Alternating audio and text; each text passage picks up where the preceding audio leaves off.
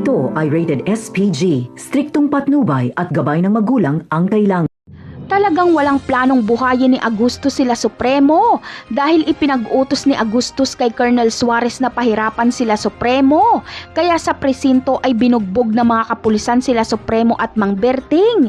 Hindi sila inihalo sa ibang preso. Inilagay sila sa tagong kulungan na parang Bartolina at hindi sila makahinga ng maayos. Sa mga susunod na eksena naman ay dumating na nga ang araw ng hearing nila Tanggol at dito ay nililitis na sila. Mabigat na nga ang kanilang kaso pero dinagdagan pa ito ni Roda dahil itinuro mismo ni Roda si Tanggol na nakita niya daw na ito daw ang sumaksak sa kanya. Kaya naman, hinatulan sila Tanggol ng habang buhay na pagkakakulong. Kaya naging emosyonal ang kanilang mga pamilya. Natuwa naman si Rigor sa hatol kay Tanggol. At dito ay ibabiyahe na sila papuntang City Jail. Doon ay makakasalamuhan nila Tanggol ang mga presong halang ang bituka.